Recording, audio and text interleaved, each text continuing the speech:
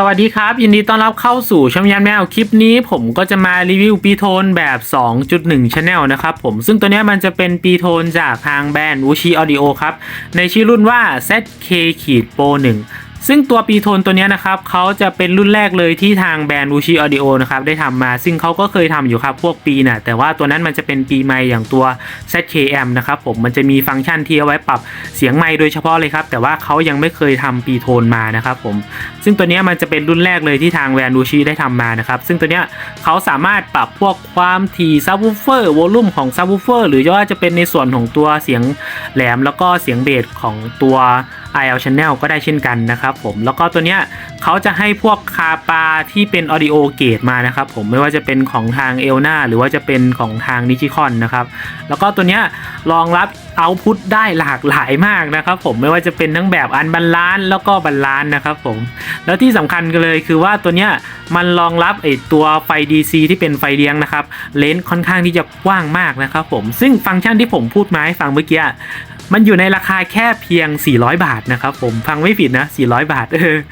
ซึ่งผมก็รีบกดมารีวิวให้ทุกท่านได้รับชมนะครับผมถ้าใครสนใจก็ลองเข้าไปดูลิงก์ที่ผมสั่งซื้อมาก็ได้ครับแต่ว่าถ้าหากใครอยากได้ไวๆนะครับผมก็เข้าไปซื้อกับร้านท่านทรงธรรมสออักษรได้เช่นกันนะครับผมซึ่งทางท่านทรงธรรมก็สต็อกของไว้ในไทยเนี่ยจะได้สั่งไวๆนะครับผมราคาก็ไม่ได้แตกต่างกันนะเนื่องจากว่าตอนที่ผมถ่ายเนี่ยร้านท่านทรงธรรมเพิ่งเอามาขายพอดีนะครับผมประมาณนี้แหละสำหรับตัวรายละเอียดราคาแล้วก็แหล่งที่ซื้อครับโอเคครับมาดูในส่วนของตัวหน้าตาตัวกล่องกันเลยนะครับในส่วนของหน้าตาตัวกล่องก็ไม่ได้มีอะไรหวือหวานะครับไม่ได้สกรีนอะไรมาเลยนะติดแค่ตัวสติกเกอร์บ่งบอกชื่อรุ่นแต่ว่าตัวเนี้ยมันมีตัว QR Code บังอยู่นะครับผมเขาก็เขียนว่าตัว ZK Pro 1เลยครับประมาณนี้แหละโอเคเดี๋ยวเรามาดูในส่วนของตัวอุปกรณ์ภายในกันเลยนะครับเปิดมาเลยก็จะเจอในส่วนของตัวถุงของแถมนะครับซึ่งตัวนี้เขาแถมอะไรมาบ้างนะครับเดี๋ยวเรามาดูกันอันดับแรกเปิดมาเลยก็จะเจอในส่วนของตัวสาย3พินนะครับที่เป็นสายตัว Input Output นะครับผมเขาก็ให้มา3เส้นนะครับผมซึ่งตัวเนี้ยมันจะเป็นตัวผู้2ฝั่งเลยนะแล้วก็ความยาวประมาณสัก30เซนนะครับผมซึ่งตัวเนี้ยมันให้มาดีอย่างหนึ่งด้วยนะเพราะว่าในส่วนของตัวความใหญ่ของตัวสายไฟนะครับผมตัวเนี้ยเขาจะมีเกจความใหญ่อยู่ที่26 AWG นะครับผมซึ่งตัวสาย3พินปกตินะเดี๋ยวผมมาให้ดูเนี่ยถ้าเราไปซื้อตามท้องตลาดทั่วไปนะครับหรือว่าแถมมากับตัวแอมจิ๋วบางตัวนะเขาจะแถมสายที่มันเป็นตัวเกจ28 AWG มานะครับผมซึ่งตัวเลขยิ่งต่ำเส้นตัวสายไฟยิ่งใหญ่นะแต่ว่าตัวเนี้ยเขาให้ตัว26มานะครับผมซึ่งก็มีขนาดใหญ่กว่าตัว28นะครับแล้วก็ในส่วนของตัวหัวนะครับผมที่เป็นหัว3พินเนี่ยตัวนี้ไม่สลับสีกันด้วยนะคุณสังเกตดีๆนะครับนี่เห็นไหมสีแดงมันก็จะอยู่ด้านล่างสีขาวมันก็จะอยู่ด้านบนเหมือนกันทั้งคู่นะครับผมแต่ว่าถ้าหากคุณไปซื้อสาย3พินที่อยู่ตามท้องตลาดทั่วไปหรือว่าแถมมากับแอมบางตัวนะครับคุณต้องสังเกตดีๆนะครับผมเห็นไหมเนี่ยทั้ง2หัวเห็นไหมว่า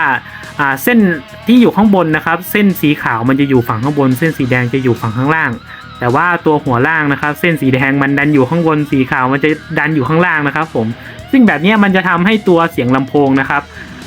ซ้ายขวาสลับกันนะครับผมแต่ว่าสายที่เขาแถมให้มาเนี่ยเขา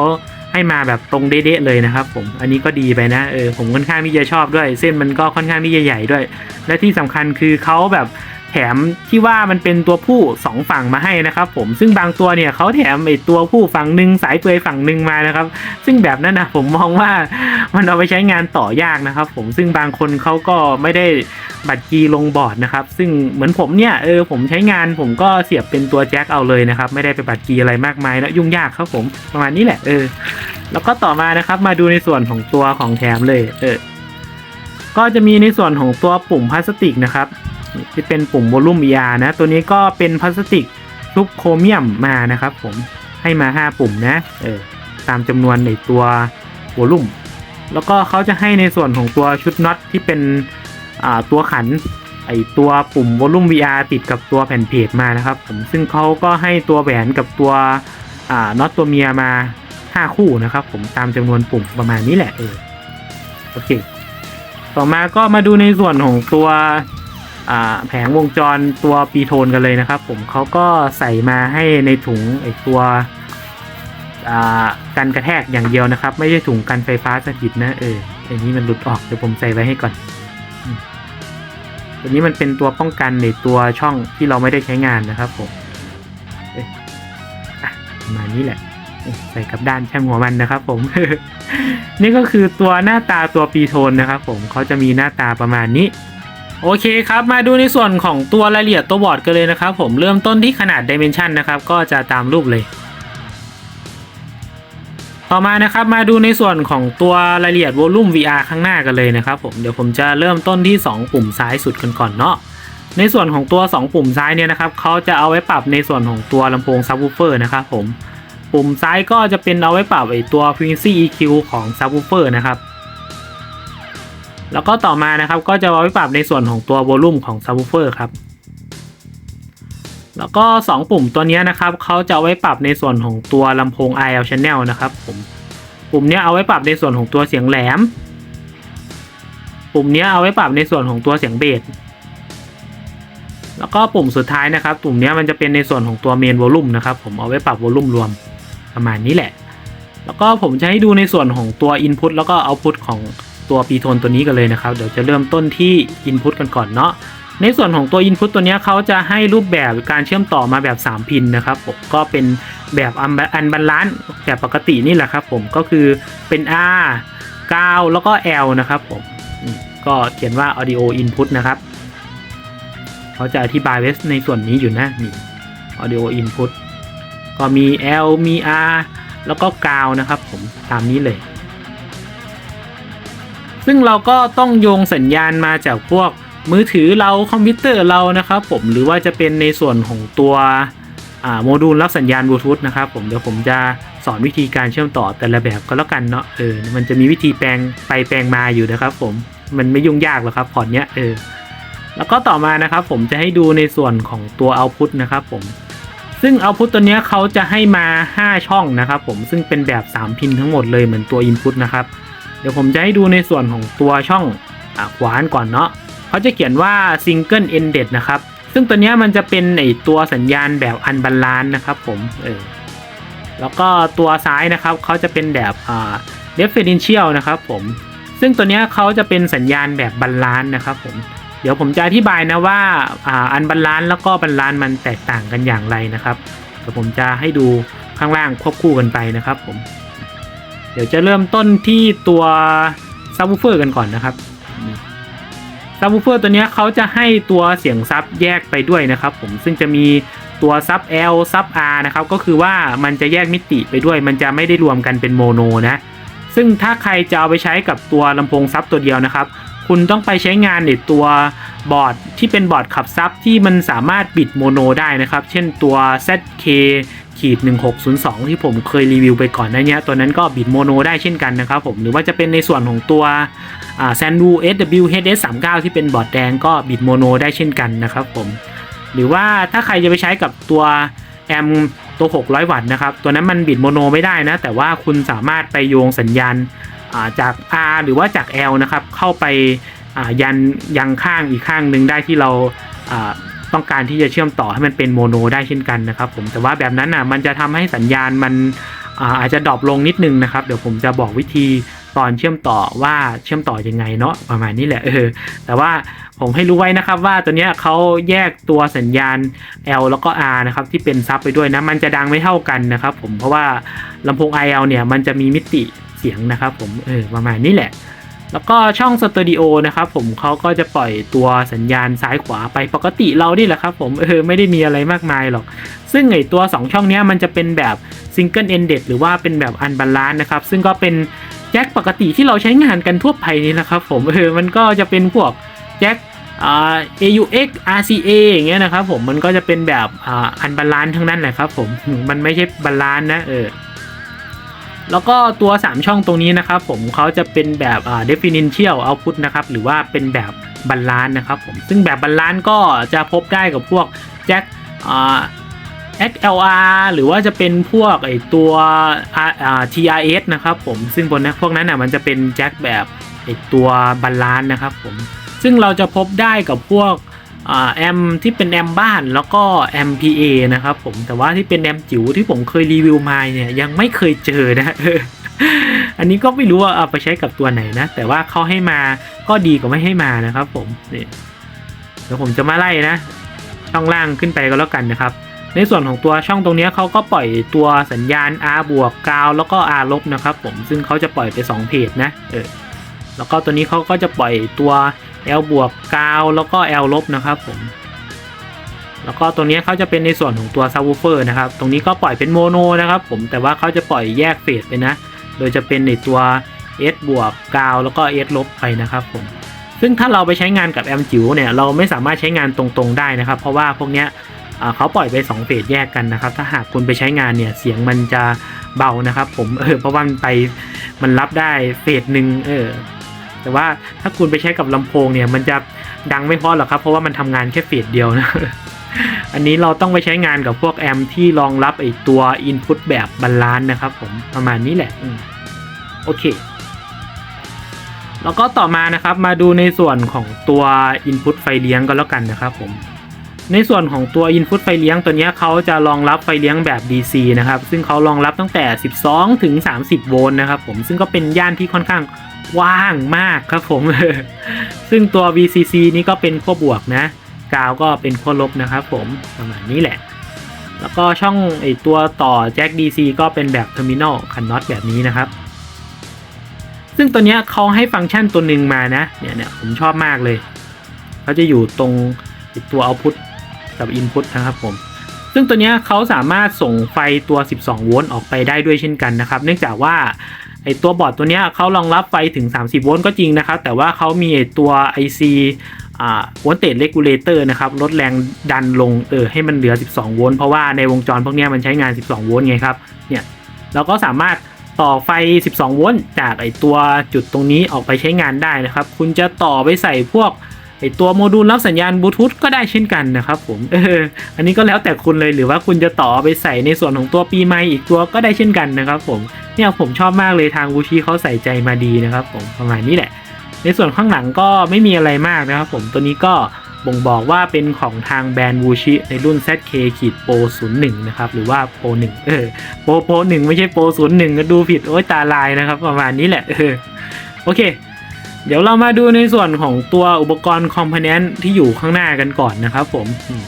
เนี่ยผมลืมบอกไปอีกจุดหนึ่งนะเวลาเราจ่ายไฟเลี้ยงเข้านะครับตรงนี้มันจะมีไฟ LED ติดด้วยนะครับอยู่ตรงนี้นะเอามาซ่อนไปไว้ลึกไปนิดนึงนะครับน่าจะเอาไว้ข้างหน้าให้มันดูชัดๆนะครับผมเนี่ยเอามาซ่อนไว้หลังเลยครับหายากอยู่นิดนึงนะครับผมโอเคเดี๋ยวเรามาดูในส่วนของตัวคอมโพเนนต์ที่เป็นจุดสำคัญของตัวปีโทนตัวนี้กันเลยนะครับเริ่มต้นที่ตัว Op Amp กันก่อนนะครับผมในส่วนของตัว Op Amp เนี่ยเขาให้มา1 2 3 4 5 6 6ตัวนะครับผมที่เป็น Op Amp ปรุงแต่งสัญญาณนะซึ่งเบอร์ที่เขาให้มาเนี่ยจะเป็น 2068D นะครับผมซึ่งก็เป็นเบอร์เดียวกับที่ใช้งานกับตัว ZK-AS21P เลยตัวนั้นนะมีราคา 2,200 บาทนะครับผมซึ่งตัวเนี้ยเขาให้มาในราคาตัว400 บาทนะครับผมซึ่งก็ใจเด็ดใจป่ามากนะครับผมในส่วนของตัวปีโทนเนี่ยจัดหนักจัดเต็มมากนะครับแล้วก็ต่อมานะครับก็จะเป็นในส่วนของตัวคาปานะครับผมคาปาตัวนี้ก็ให้แบบ audio gate มาด้วยนะเดี๋ยวผมจะเริ่มต้นที่ตัวสีเหลืองกันก่อนตัวสีเหลืองตัวนี้นะครับก็จะเป็นของทางเอลนานะครับผมแล้วก็ขนาดนะครับก็จะมีขนาดอยู่ที่10ไมโครฟาราด100โวลต์นะครับผมประมาณนี้แล้วก็ต่อมานะครับเขาจะให้ตัวคาปาสีเขียวมา4ตัวนะครับผมตัวสีเขียวเนี่ยจะเป็นคาปาของทางนิชิคอนนะครับตัวหนังสือมันจะเล็กมากนะนิชิคอนแล้วก็ขนาดที่เขาให้มานะครับผมเขาจะมีขนาดอยู่ที่เดี๋ยวขอส่องกันนะมองยากขนาดนะครับจะอยู่ที่10ไมโครฟาราด25โวลต์นะครับผม ประมาณนี้ครับแล้วก็เขาจะมีในส่วนของตัวคาปาฟิล์มให้ด้วยนะครับผมเดี๋ยวผมนับดูก่อนว่าเขาให้มากี่ตัวนะ1 2 3 4 5 6 7 8 9 10 11 12 13 14ตัวนะครับผมแต่ว่ามันไม่รู้ว่าของยี่ห้ออะไรนะแต่ว่าไม่แน่จะใช่ของไวมานะเพราะว่าหน้าตามันไม่ใช่อย่างนี้นะครับซึ่งเบอร์ที่เขาให้มาก็เป็นเบอร์ 104J100 นะครับผมถ้าหากเราตีเป็นตัวความจุนะครับเขาจะมีความจุอยู่ที่ 0.1 ไมโครฟาราด100 โวลต์นะครับผมประมาณนี้ครับแล้วก็เรามาดูในส่วนของคาปาอื่นๆกันเลยนะครับผมเดี๋ยวดูที่คาปาตัวสีดำกันก่อนตัวสีดำตัวนี้ก็เป็นแบบธรรมดานะครับให้มา1 2 3 4ตัวนะครับผมแล้วก็จะมีขนาดอยู่ที่10 ไมโครฟาราด50 โวลต์นะครับประมาณนี้แหละแล้วก็เขาจะให้คาปาในส่วนของตัว solid state มาด้วยนะครับตัวนี้ก็มีขนาดอยู่ที่100 ไมโครฟาราด16 โวลต์แล้วก็จะมีในส่วนของตัวคาปาตัว solid อีกตัวหนึ่งให้ด้วยนะครับผมตัวนี้ก็มีขนาดอยู่ที่100 ไมโครฟาราด35 โวลต์แล้วก็จะมีคาปาสำรองไฟตัวใหญ่มาให้ด้วยนะครับตัวนี้ก็เป็นของเอลนาด้วยเช่นกันนะครับผมตัวนี้ก็จะมีขนาดอยู่ที่330 ไมโครฟาราด35 โวลต์ประมาณนี้แล้วก็อยู่ในซอกตรงนี้นะครับผมเขาจะมีตัว IC Voltage Regulator มาให้ด้วยนะครับผมซึ่งตัวนี้เอาไว้ลดแรงดันไฟลงนะครับซึ่งตัวนี้มันจะเป็นเบอร์ 78M12 นะครับผมประมาณนี้แหละแล้วก็พวกไอตัวที่เป็นอุปกรณ์ SMD นะครับผมไม่ว่าจะเป็นพวกคาปาหรือว่าเป็นตัว R นะครับเขาก็ให้เกรดธรรมดามานะไม่ใช่พวกเกรดความคาดเคลื่อนต่ำที่อยู่บนตัวPT2 นะครับผมหรือว่าจะเป็นพวกตัว ZKM หรือว่า ZKAMP เนี่ยพวกนั้นเขาจะให้ตัวที่เป็นตัว R ค่าความคาดเคลื่อนต่ำมาให้นะครับแต่ว่าตัวนี้มันจะเป็นแบบธรรมดาทั้งนั้นเลยนะครับผมแล้วก็ตัวเนี้ยเขาจะมีจุดให้ปรับจูนอย่างหนึ่งนะครับผมเนี่ยเขาจะมีในส่วนของตัวการปรับเกณฑ์สัญญาณนะครับอยู่2จุดนะก็คือว่าตัว R53 กับตัว R9 นะครับผมซึ่งเราสามารถเปลี่ยน R2 ตัวนี้เพื่อเพิ่มเกณฑ์ขึ้นได้ด้วยนะครับผมซึ่งค่าที่เขาใส่มาเนี่ยมันจะอยู่ที่ 10K นะครับก็คือค่าความต้านทานอยู่ที่ 10K แต่ว่าถ้าหากเราอยากได้ตัวเกณฑ์ขยายเพิ่มขึ้นนะครับผมเราก็เพิ่มให้มันมีค่าความต้านทานมากขึ้นนะครับถ้าหากเราเพิ่มไป 20K อย่างเงี้ยมันก็จะได้ความดังเพิ่มขึ้น2เท่านะครับผมประมาณนี้แหละซึ่งตัว R53 เนี่ยมันจะเป็นของตัวลำโพงซ้ายนะครับผมหรือว่าสัญญาณด้านซ้ายแล้วก็ R9 นี่ก็จะเป็นในส่วนของตัวสัญญาณด้านขวานะครับประมาณนี้แหละครับผมก็เป็นเกร็ดเล็กๆน้อยๆเนาะถ้าหากใครอยากได้เกณฑ์สัญญาณเพิ่มขึ้นก็สามารถเปลี่ยน R2 ตัวนี้ได้เช่นกันนะครับผมวิธีการเปลี่ยนก็ไม่ยากหรอกครับแต่มันก็ออกแล้วประมาณนี้แหละในส่วนของตัวรายละเอียดบนบอร์ดก็มีประมาณนี้นะครับผมมีเหลือบมาเห็นอย่างหนึ่งพอดีครับในส่วนของตัวไฟเลี้ยงตรงนี้นะครับเขามีไดโอดให้ตัวหนึ่งนะเอาไว้กันเราต่อขั้วผิดนะครับอันนี้เขาก็ใส่ใจมาให้นะครับพวกแอมของทางตัวบูชินะครับเขาจะชอบใส่ไดโอดมาให้นะครับผมประมาณนี้แหละแล้วก็จุดยึดไอตัวบอร์ดตัวนี้นะครับเขาจะมีรูน็อตให้4รูนะ1 2 3 4นะครับผมประมาณนี้แหละโอเคเดี๋ยวผมจะไปสอนวิธีการเชื่อมต่อตัวปีโทนตัวนี้ไว้ใช้งานเลยก็แล้วกันนะครับผมโอเคครับมาดูในส่วนของการเชื่อมต่อสัญญาณกันเลยนะครับผมอันดับแรกถ้าหากคุณอยากจะเชื่อมต่อตัวสัญญาณจากโมดูลแล้วสัญญาณบลูทูธเนี่ยคุณก็ทำได้อย่างง่ายดายเลยนะครับผมเพราะว่าพวกตัวรับสัญญาณบลูทูธพวกนี้มันมีแจ็ค3พินอยู่แล้วนะครับคุณก็แค่เอาตัวสัญญาณออกจากเอาต์พุตของตัวโมดูลบลูทูธนะครับผมแล้วก็วิ่งเข้ามาในส่วนของตัว Input สัญญาณได้เลยนะครับผ่านสาย3พินแค่นี้แหละครับผมก็เสร็จสิ้นเรียบร้อยเลย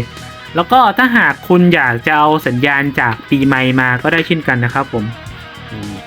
สมมุติคุณใช้ปีไมค์อย่างเงี้ยคุณก็เอาสัญญาณออกจากตัวช่อง Audio Out มาได้เลยนะครับก็เอามาปรุงแต่งสัญญาณกันก่อนเนาะ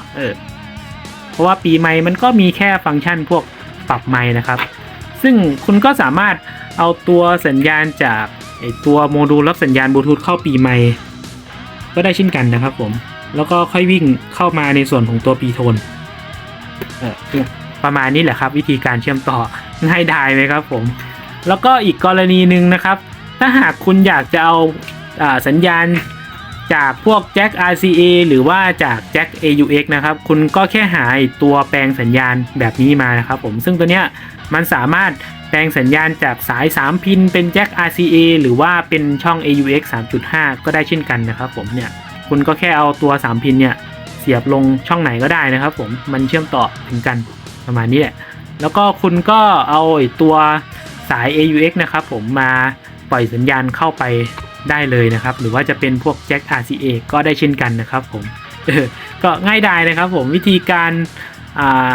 ตัว Input สัญญาณก็มีประมาณเท่านี้แหละครับโอเคครับมาดูในส่วนของวิธีการเชื่อมต่อ Output กันเลยนะครับผมอันดับแรกเลยคือว่าถ้าหากคุณอยากได้สัญญาณที่เป็นสเตอริโอซ้ายขวานะครับคุณก็แค่โยงสัญญาณออกจากช่องนี้นะครับผมที่เป็นช่องสเตอริโอนะถ้าหากคุณจะขับแค่ซ้ายขวานะครับคุณก็เอาสัญญาณออกไปเข้าในส่วนของตัวแอมจิ๋วขับสเตอริโอ 2.0 ได้เลยแค่นี้แหละครับผมก็เสร็จสิ้นแล้วก็ถ้าหากคุณอยากจะเอาไปขับซับอีกตัวหนึ่งนะครับผมถ้าหากคุณมีตัวแอมจิ๋วที่ไม่สามารถปิดโมโนได้นะครับซึ่งผมจะยกตัวนี้มาให้ดูนะคุณก็สามารถเอาสาย3พินมาเชื่อมต่อไปเลยก็ได้นะครับผมก็เชื่อมต่อจากช่องไอตัวซับวูฟเฟอร์นะครับตัวนี้แต่ว่าช่องตัวนี้เขาจะออกไป2แบบนะครับก็คือว่าเขาจะออกไปทั้งไอตัวซับ RL นะครับผมซึ่งมันจะดังไม่เท่ากันนะเนี่ยถ้าหากคุณจะไปขับซับ2ตู้มันก็ไม่เป็นไรหรอกครับผมเนี่ยถ้าหากว่าคุณอยากจะต่อซับไอตัวตู้ซ้ายเข้าฝั่งนี้ตู้ขวาเข้าฝั่งนี้ก็เรียบร้อยนะครับผมเราก็ไม่ต้องไปทำอะไรมากมายครับแต่ว่าในกรณีที่เราแบบว่าอยากเอาไอแอม2.0 ที่มันบิดโมโนไม่ได้เนี่ยเอาไปขับในส่วนของตัวซับวูฟเฟอร์ตัวเดียวนะครับผมแล้วก็ต้องไปทำโมโนกันก่อนนะครับซึ่งวิธีการทำโมโนก็ไม่ยากนะครับผมคุณก็แค่ไปหาตัวสายสัญญาณแบบเนี้ยที่มันเป็นสายเปลือยเนี่ยหรือว่าถ้าหากคุณไม่ซีเรียสก็ตัดหัวตัวนี้ออกด้านหนึ่งก็ได้นะครับผมจะยกตัวอย่างให้ดูคุณก็เอาตัวสายสัญญาณที่เป็นสายสัญญาณแบบเนี้ยอันนี้ก็เชื่อมต่อเข้าในส่วนของตัวช่องนี้แล้วก็เอาตัวสัญญาณตัวเนี้ยมาบัดกีลงข้างล่างนะครับผมคุณก็เอากาวบัดกีเข้าตัวที่เป็นตรงกลางได้เลยนะครับเพราะว่ามันเป็นกาวแล้วก็อีกฝั่งหนึ่งคุณก็เอาตัว R หรือ L ก็ได้นะครับผมมาบัดกีเข้าฝั่งหนึ่งแล้วก็ให้คุณโยงสัญญาณจากฝั่งขวาเนี่ยไปยังฝั่งซ้ายด้วยเช่นกันนะครับผมง่ายๆก็คือว่าให้มันใช้สัญญาณตัวเดียวกันเนี่ยมันก็จะเป็นตัวโมโนแล้วนะครับแต่ว่าวิธีเนี้ยมันจะทำให้ตัวกำลังขยายของสัญญาณมันต่ำลงนะครับผมแต่ว่าคุณไม่ต้องห่วงครับเพราะว่าแอมจิ๋วบางตัวเนี่ยเขามีออฟแอมเพิ่มสัญญาณให้แล้วนะครับผมมันก็สามารถเพิ่มเกณฑ์ได้ในตัวของมันเองอยู่แล้วแหละประมาณนี้แต่ว่าถ้าหากคุณมีตัวแอมที่สามารถบิดโมโนได้นะครับผมอันนี้มันก็ไม่ยากนะคุณก็สามารถเชื่อมต่อตัว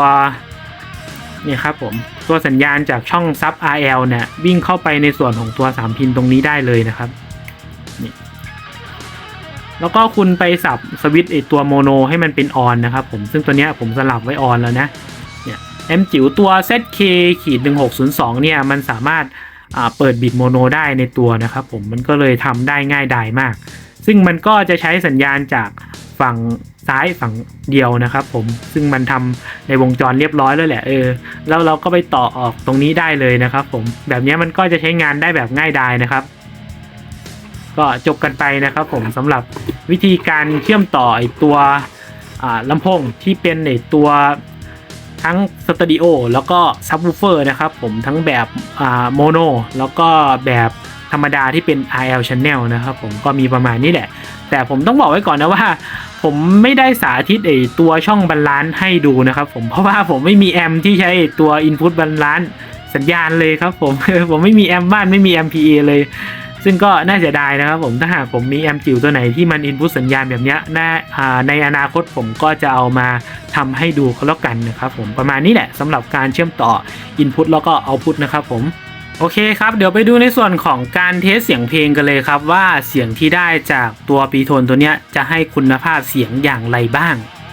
โอเคครับผมก็ได้ทำการเซตอัพเรียบร้อยโดยตัวระบบลำโพงที่ผมใช้งานจะเป็นระบบ 2.1 Channel นะครับตัวตู้ลำโพงซ้ายขวาก็จะเป็นตู้เสียงกลาง IL Channel นะครับผมโดยเป็นตู้2ทางนะในส่วนของตัวดอกที่เป็นดอกย่านกลางต่ำนะครับที่เป็นวูฟเฟอร์ข้างบนเนี่ยจะเป็นของทางแบรนด์กิฟนะครับผมซึ่งตัวนี้มันจะมีค่าความต้านทานอยู่ที่8โอห์มเนาะแล้วก็ในส่วนของตัวดอกแหลมที่เป็นดอกริบบอนนะครับผมตัวนี้เป็นของทางแบรนด์แพทริโอซึ่งก็มีค่าความต้านทานอยู่ที่8โอห์มเช่นกันครับแล้วก็ในส่วนของตัวดอกคู่หนึ่งแต่ละข้างเนี่ยผมจะเอามันมาขนานลงไว้ที่4โอห์มนะครับผมแล้วก็ในส่วนของตัวดอกซับตรงกลางเนี่ยผมจะใช้งานกับตัวตู้เปิดนะครับผมซึ่งตัวนี้ก็เป็นสูตร L-Pod นะครับแล้วก็ในส่วนของตัวดอกเนี่ยก็เป็นดอกซับ10นิ้วของทางแบรนด์ Platinum X นะครับซึ่งตัวนี้ก็เป็นโครงหล่อสีทองสวยงามนะครับผมโดยเขาจะมีตัวแม่เหล็กอยู่2ชั้นนะครับผมโดยชั้นหนึ่งหนา20มิลก็รวมเป็น40มิลนะครับแล้วก็ขนาดเส้นผ่าศูนย์กลางแม่เหล็กก็อยู่ที่180มิลนะครับผมประมาณนี้แหละแล้วก็ในส่วนของตัวดอกซับวูฟเฟอร์ตัวนี้นะครับมันเป็นไว้คู่ข้างละ4โอห์มผมจะเอามาอนุกรมไว้ที่8โอห์มนะครับผมมาดูในส่วนของตัวเซตแอมที่ผมใช้งานกันเลยนะครับแต่ก่อนอื่นผมต้องบอกไว้ก่อนนะว่าผมจะยิงสัญญาณออกมาจากตัวบลูทูธตัวนี้นะครับผมตัวนี้เป็นโมดูลบลูทูธ QCC 5125นะครับผมก็ยิงเข้ามาในส่วนของตัว ZK Pro 1นะครับผมแล้วก็เอา ZK Pro 1เนี่ยแจกจ่ายสัญญาณให้กับแอม2ข้างนะครับผมโดยผมจะแจกในส่วนของตัว Stereo IL Channel นะครับวิ่งเข้าไปในส่วนของตัวแอมจิ๋ว600 วัตต์ตัวนี้นะครับตัวนี้ก็เอาไปขับในส่วนของตัว IL Channel นะครับซึ่งผมจะยิงจากตัวช่องที่มันเป็นนันบาลานซ์นะครับแล้วก็ในส่วนของตัวช่องตัวนี้นะครับขวาสุดนี่ตัวนี้มันจะเป็นสัญญาณซับ IL Channel นะครับผมก็ให้มันวิ่งเข้ามาในส่วนของตัวแอมจิ๋วตัวนี้ครับตัวนี้ก็เป็นแอมจิ๋ว ZK 1602ของทางแบรนด์วูชินะครับผมตัวนี้ก็มีกำลังขับสูงสุดอยู่ที่320วัตต์โดยตัวนี้ผมจะเอาต่อกับตัวลำโพงซับวูฟเฟอร์นะครับผมโดยผมจะทำการบิดโมโนไว้นะมันก็จะเหลือประมาณสัก220วัตต์นะครับผมซึ่งผมก็ต่อ8โอห์มจากตัวลำโพงซับเนี่ยมาลงไว้ที่ตัวแอมจิ๋วตัวนี้นะแล้วก็ในส่วนของตัวไฟเลี้ยงนะครับผมก็จะปรับตามนี้นะแต่ก่อนอื่นมาดูในส่วนของตัวสวิตชิ่งก่อนนะครับสวิตชิ่งเนี่ยผมใช้สวิตชิ่ง12โวลต์จ่ายไฟสูงสุด100แอมป์หรือว่า 1,200 วัตต์นะครับแล้วก็ในส่วนของตัวสเต็ปอัพที่ผมเพิ่มแรงดันเนี่ยก็เป็นสเต็ปอัพ40แอมป์ 1,800 วัตต์นะครับแล้วก็ผมจะเอาสเต็ปอัพตัวนี้จ่ายไฟให้กับแอมป์2ตัวนะครับผมซึ่งผมจะปรับแรงดันไปที่35โวลต์นะครับซึ่งคลิปนี้ผมจะไม่ได้เอาตัววัดวัตต์มิเตอร์ตัวนี้มาโชว์นะครับเนื่องจากว่าตอนนี้มันเพี้ยนนะครับผมมันวัดตัวกำลังเดียวไทม์ไม่ขึ้นเลยไม่รู้เป็นเพราะอะไรวัดขึ้นแต่โวลต์ ประมาณนี้แหละแล้วผมจะให้ดูในส่วนของตัว preset นะครับในส่วนของตัว preset ตัวนี้เป็น FREQ ของตัว subwoofer นะครับผมจะปรับไว้ที่2นาฬิกาแล้วก็ในส่วนของตัววอลลุ่มของ subwoofer ผมปรับสุดไปเลยนะครับแล้วก็ในส่วนของตัว เสียงแหลมของ IL Channel นะครับตัวนี้ผมจะปรับไว้ที่1นาฬิกาแล้วก็ในส่วนของตัวเสียงเบสของ IL Channel ผมก็ปรับไว้ที่1นาฬิกาเช่นกันสุดท้ายก็จะเป็นในส่วนของตัวเมนวอลลุ่มนะครับผมปรับไว้ที่2นาฬิกา12นาฬิกานะครับแล้วก็ในส่วนของตัวแอมจิ๋วตัวนี้มันไม่มีช่องให้ปรับตัววอลลุ่ม VR นะครับผมแต่ว่าแอมจิ๋วในส่วนของตัวขับซับเนี่ยมันจะมีตัววอลลุ่มให้ปรับนะครับซึ่งผมก็จะปรับไว้ที่ประมาณสักบ่าย3นะครับผมแล้วผมก็จะเปิดตัวเกณฑ์ไว้สูงสุดเลยนะเนี่ยสวิตช์1ผมดันไม่ออนเลยนะประมาณนี้แหละแล้วก็ผมจะมีในส่วนของตัวหน้าจอให้ดูนะครับซึ่งตัวนี้เป็นหน้าจอแสดงความถี่แล้วก็ความดังที่เป็นเดซิเบลนะครับตัวนี้ก็เป็นแอปที่ชื่อว่า Audio Spectrum Analyzer Pro นะครับถ้าใครสนใจก็โหลดมาใช้งานกันได้นะครับผมเป็นแอปที่ค่อนข้างดีนะครับผมแสดงผลแบบเรียลไทม์เลยแล้วก็ที่สำคัญคือมันฟรีนะครับ ประมาณนี้แหละมีบน iPadOS แล้วก็ iOS นะครับประมาณนี้โอเคเดี๋ยวมาดูในส่วนของตัวเสียงกันเลยครับว่าเสียงที่ได้จากตัวเซตเนี้ยจะเป็นยังไงบ้างครับ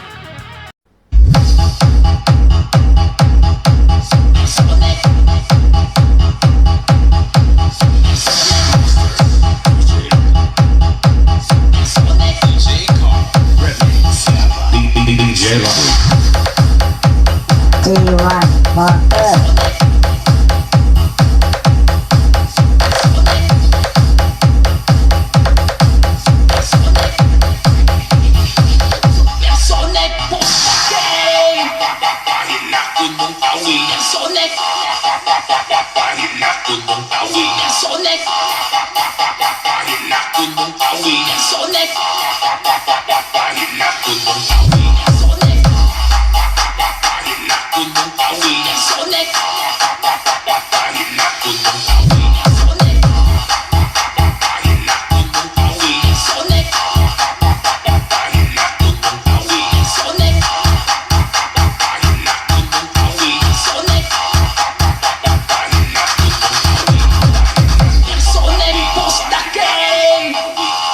Motor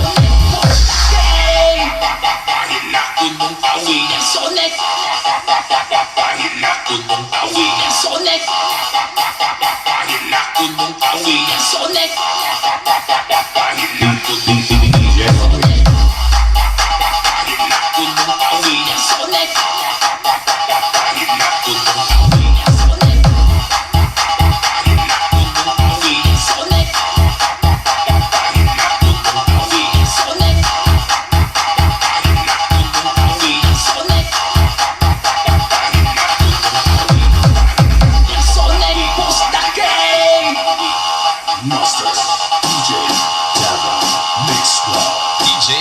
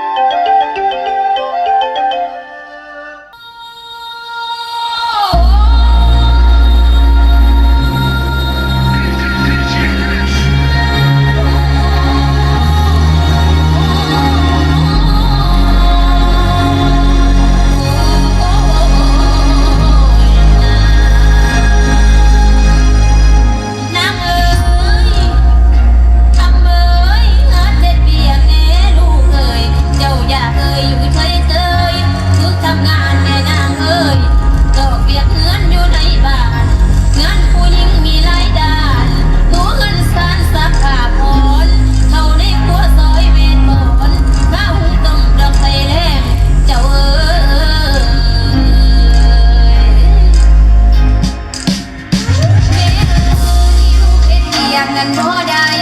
ทุกอย่างเล็บนั้นมือหักอยากเก็บกำขอนอนพักเบิ่งหนังก็หักเพื่อนอย่ามาเตือนก็ตามโหนบ่อ่อนซ้อนดอกเรื่องคืนสวยๆมาอาบน้ำแล้วทักแป้งแต่กายแท้นา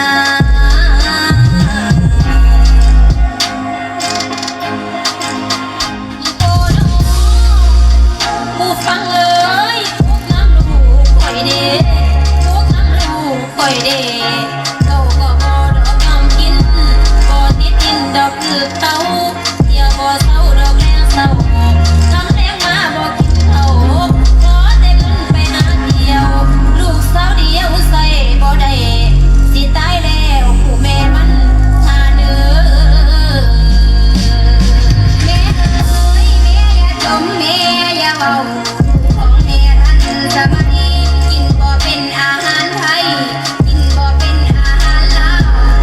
กินเป็นแต่พิซซ่าบ่กินปลาบ่กินข้าวกินขนมปังนั่นใครแน่ทำแรงมาพี่โดนเล่น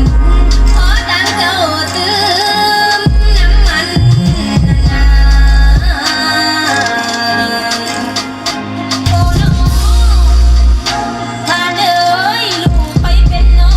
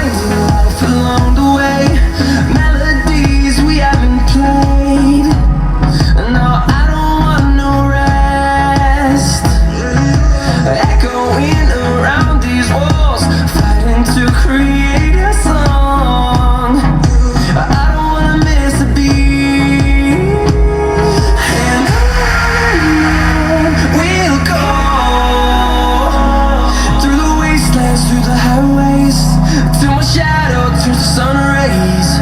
and on we'll go through the wastelands, through the highways, and on we'll go.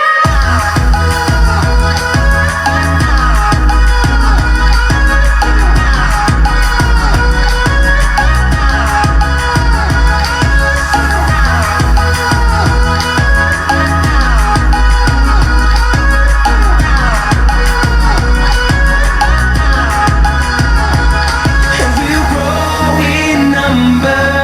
fueled by them to see the horizon, turn us to thousands. And we'll grow in number, fueled by them to see the horizon, turn us to thousands. And on we'll go through the wastelands, through the highways, till my shadow turns to sun rays, and on we'll go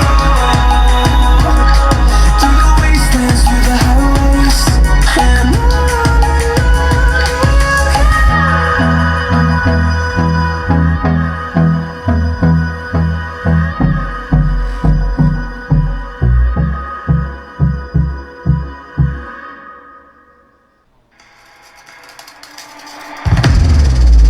Baby, this is do or die.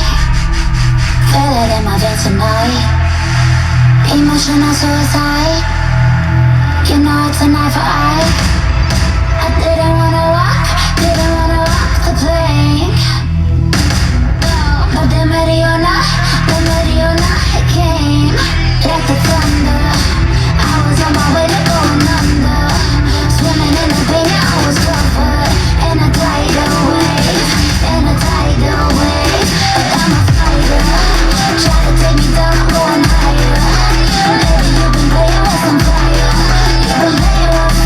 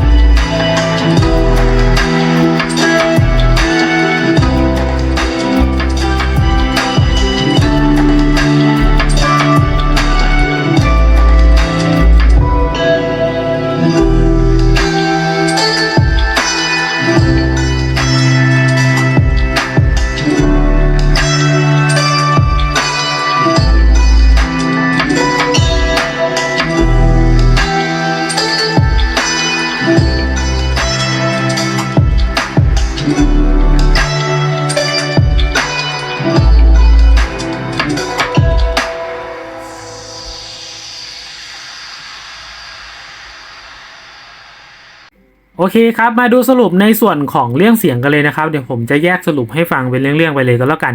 เรื่องแรกก็จะเป็นในส่วนของตัวความกว้างของมิติเวทีเสียงครับในส่วนนี้ผมมองว่าความกว้างมันอยู่ในระดับกลางค่อนข้างไปทางสูงเลยนะครับผมมันอาจจะไม่ได้สุดทางนะแต่ว่าในราคา400บาทเนี่ยผมมองว่ามันทำได้ค่อนข้างที่จะดีมากแล้วนะครับผมมันเป็นเสียงความกว้างที่ค่อนข้างฟังแล้วไม่อึดอัดนะครับผมฟังสบายๆฟังนานๆเนี่ยได้แบบว่าไม่เมื่อยหูเลยนะครับผมประมาณนี้แหละแล้วก็ต่อมาก็จะเป็นในส่วนของการแยกรายละเอียดของเครื่องดนตรีนะครับในส่วนนี้ก็แยกได้ค่อนข้างที่จะเป็นชิ้นเป็นอันนะครับผมเครื่องดนตรีไม่ตีกันเลยแล้วก็ไม่ได้ตีกับเสียงคนร้องด้วยนะครับผมแล้วก็พวกเครื่องดนตรีที่อยู่หลังเวทีที่อยู่หลังแบ็กกราวด์เนี่ยก็ค่อนข้างขุดมาได้ที่จะชัดเจนระดับหนึ่งนะครับผมแต่อาจจะไม่ได้ชัดเจนว่ามากเท่าไหร่นะครับผมอันนี้ก็น่าเสียดายนะผมอยากให้มันชัดเจนมากกว่านี้ขึ้นอีกสักนิดนึงนะครับผมมันจะเป็นอะไรที่เพอร์เฟกต์กว่านี้นะครับผมแต่ว่าทำได้ขนาดนี้มันก็เกินราคาไประดับหนึ่งแล้วนะครับผมประมาณนี้แหละต่อมาก็จะเป็นในส่วนของตัวเสียงกลางหรือว่าเสียงคนร้องนะครับผมเสียงกลางโดยรวมเนี่ยค่อนข้างที่จะดีนะครับผมไม่โดนพวกเครื่องดนตรีกบไปอย่างเงี้ยเสียงกลางค่อนข้างที่จะโดดมาระดับหนึ่งเลยนะครับผมคือฟังค่อนข้างที่จะจับตัวเสียงคนร้องได้ระดับหนึ่งเลยนะครับแล้วก็เสียงกลางเนี่ยโทนมันจะออกไปทางนุ่มนวลนะครับผมมันไม่ได้อุ่นออกไปทางอุ่นๆขุ่นๆนะครับแล้วก็ไม่ได้ออกไปทางใสเกินไปนะครับผมมันเป็นเสียงกลางที่ค่อนข้างฟังแล้วแบบว่าละมุนดีนะครับผมประมาณนั้นแหละแล้วก็ต่อมานะครับก็จะเป็นในส่วนของตัวเสียงสูงหรือว่าเสียงแหลมครับในส่วนนี้มันก็ทำได้ดีระดับหนึ่งเลยนะครับผมซึ่งผมปรับไว้เนี่ยผมไม่ได้ปรับเยอะนะอาจจะไม่ได้ยินว่ามันอาจจะแหลมใสแสบหูอะไรขนาดนั้นนะครับผมถ้าคุณอยากได้แหลมใสแสบหูคุณก็สามารถปรับเพิ่มขึ้นได้อีกนะครับซึ่งมันก็ค่อนข้างที่จะใสพอสมควรอยู่นะอันนี้ก็แล้วแต่คุณนะครับผมแล้วก็ต่อมานะครับก็จะเป็นในส่วนของตัวเสียงเบสนะครับเดี๋ยวผมจะแยกเป็นในส่วนของตัวลำโพง IL Channel แล้วก็ในส่วนของตัวลำโพงซับนะครับในส่วนของตัวลำโพง IL Channel เสียงเบสเสียงย่านต่ำเนี่ยผมมองว่ามันไม่ค่อยออกเท่าไหร่นะครับผมมันน่าจะตัดลงไปในส่วนของตัวลำโพงซับวูเฟอร์ซะส่วนใหญ่นะเสียงย่านต่ำมันก็เลยไม่ค่อยออกในส่วนของตัว IL Channel นะครับผมซึ่งก็แล้วแต่คนชอบนะครับบางคนชอบออกเยอะบางคนชอบออกน้อยอันนี้ก็แล้วแต่กันไปนะครับแต่ว่าตัวเนี้ยไม่ค่อยออกในส่วนของตัวลำโพง IL Channel นะครับผมซึ่งมันก็ดีสำหรับลำโพงบางคนไม่ดีสำหรับลำโพงบางคนอันนี้ก็อยู่ที่ตัวคุณนะครับประมาณนี้แหละแล้วก็ต่อมานะครับก็จะเป็นในส่วนของตัวเสียงเบสของลำโพงซับวูเฟอร์ครับในส่วนนี้ก็ทำได้ค่อนข้างที่จะดีนะครับผมเสียงเบสโดยรวมนะครับมันจะติดไปในทางโทนนุ่มลึกฟังสบายนะครับผมมันอาจจะได้ลูกกระแทกไม่ได้เยอะเท่าไหร่นะครับแต่ว่าโทนโดยรวมเนี่ยมันออกไปทางนุ่มลึกฟังสบายนะครับผมถ้าคุณมาอยู่หน้าตู้เนี่ยคุณจะรู้ได้เลยครับว่าเบสนะครับผมมันบีบคั้นหัวใจคุณค่อนข้างที่จะเยอะมากนะครับผมซึ่งผมเปิดดังๆฟังในห้องเนี้ยผมรู้สึกได้เลยครับว่ามันมากระแทกอกมันสั่นยันท้ายทอยมันสั่นยันหน้าแข้งอะไรประมาณนี้แล้วครับผมในส่วนของตัวเสียงเบสผมก็ให้ผ่านเลยครับมันเป็นเบสที่ค่อนข้างฟังแล้วมันสนุกดีนะครับผมมันสนุกในแบบว่ามันฟังสบายอะไรประมาณนั้นแหละครับในส่วนของตัวเรื่องเสียงก็มีประมาณเท่านี้แหละครับผมต่อมาก็จะเป็นในส่วนของเรื่องความดังครับในส่วนของเรื่องความดังแล้วก็เกณฑ์ขยายเนี่ยตัวนี้ก็ทำได้ค่อนข้างดีอยู่นะครับผมขนาดผมใช้งานเดิมๆไม่ได้เปลี่ยนตัว R ที่เขาให้มานะครับเสียงเกณฑ์มันก็ค่อนข้างที่จะเยอะอยู่นะครับแต่ผมต้องบอกไว้ก่อนนะว่ามันก็ขึ้นอยู่กับต้นทางที่คุณส่งมานะครับผมถ้าหากไอตัวส่งสัญญาณต้นทางเนี่ยคุณส่งสัญญาณมาแรงมันก็ได้สัญญาณที่แรงนะครับผมซึ่งก็เป็นข้อดีของการใส่ออฟแอมมาหลายๆตัวแล้วครับมันสามารถเพิ่มเกณฑ์ขยายของตัวปีโทนตัวนี้ได้ค่อนข้างที่จะเยอะมากอยู่ระดับหนึ่งเลยนะครับผมซึ่งถ้าหากคุณอยากได้เกณฑ์ขยายเพิ่มขึ้นคุณก็แค่เปลี่ยนในตัว R 2ตัวเนี้ยนะครับผมที่ผมเคยบอกไปต้นคลิปเนี่ยมันก็สามารถเพิ่มเกณฑ์ขยายขึ้นกว่านี้ได้อีก2เท่านะครับผมอันนี้ก็แล้วแต่คุณเลยนะครับเกณฑ์ขยายเนี่ยผมมองว่าตัวเนี้ยเหลือๆครับผมไม่มีปัญหาเลยต่อมาก็จะเป็นในส่วนของตัวเสียงสัญญาณรบกวนนะครับเท่าที่ผมได้ใช้งานมานะผมไม่เจอสัญญาณรบกวนเข้าลำโพงเลยนะครับแต่ว่าผมจะเจออยู่อย่างหนึ่งเลยนะซึ่งมันจะเป็นปัญหา กับตัวปีบางตัวนะครับเท่าที่ผมได้เจอมาเลยก็คือว่าเมื่อเราจ่ายไฟเข้าครั้งแรกเนี่ยมันจะมีอาการเสียงตุ๊บออกลำโพงนะครับผมซึ่งตัวเนี้ยเท่าที่ผมเจอนะถ้าผมจำไม่ผิดเนี่ยมันจะเสียงตุ๊บออกลำโพงซับวูฟเฟอร์นะครับผมซึ่งอันนี้ก็เป็นปัญหาอย่างหนึ่งนะถ้าคุณอยากจะแก้ก็ต้องไปหาพวกคาปามาค่อมดูนะครับหรือว่าจะใช้พวกรีเลย์ก็ได้เช่นกันนะครับผมซึ่งมันมีปัญหาณจุดนี้ผมก็ต้องแจ้งไว้ก่อนนะประมาณนี้แหละต่อมาดูสรุปในส่วนของข้อดีข้อเสียกันเลยนะครับผมเดี๋ยวผมจะเริ่มต้นที่ข้อดีกันก่อนนะในส่วนของข้อดีก็จะเป็นในส่วนของตัวคุณภาพของเสียงโดยรวมนะครับผมมองว่าไอตัวปีโทนตัวเนี้ยค่อนข้างมีคุณภาพของเสียงระดับหนึ่งเลยนะคือฟังแล้วค่อนข้างที่จะไพเราะมากนะครับผมแต่ทั้งนี้ทั้งนั้นผมต้องบอกไว้ก่อนนะว่ามันก็ขึ้นอยู่กับต้นทางที่คุณส่งมานะครับผมถ้าต้นทางที่คุณส่งมามันดีปลายทางมันก็ออกมาได้ดีเช่นกันนะครับผมอันนี้ก็ลองไปเลือกหาที่เป็นพวกโมดูลรับสัญญาณบลูทูธหรือจะเป็นปีต้นทางที่จะเป็นปีรับบลูทูธนะครับส่งมาให้ตัวนี้ก็อยู่ที่ตัวคุณนะครับผมหรือจะส่งมาจากพวกแดกก็ได้เช่นกันนะครับผมประมาณนี้แหละแล้วก็ต่อมานะครับก็จะเป็นในส่วนของตัวพวกอุปกรณ์คอมโพเนนต์ที่เขาให้มานะครับผมมองว่าเขาให้คอมโพเนนต์ที่ค่อนข้างดูดีนะครับผมคาปาก็เป็นออดิโอเกตอย่างเงี้ยให้คาปาพวกคาปาฟิล์มมาด้วยแล้วที่สำคัญคือเขาให้ออฟแอมมานะครับผมให้มาเยอะมากเลยตั้ง6ตัวเนี่ยซึ่งปีบางตัวในราคาเท่านี้ไม่กล้าให้ออฟแอมเยอะขนาดนี้นะครับบางตัวผมเห็นแค่2ตัวเองนะแล้วก็เป็นเบอร์ที่ไม่ค่อยจะดีเท่าไหร่นะครับผมแต่ว่าตัวเนี้ยเขาก็ใส่เบอร์ที่มันดีระดับหนึ่งมานะครับผมก็เป็นเบอร์2068ของทาง JRC ด้วยนะครับผมอันนี้ก็ชื่นชมอยู่นะครับว่าบูชิใจป่าอยู่นิดนึงนะซึ่งปกติไม่เคยใจป่าขนาดนี้นะครับผมประมาณนี้แหละ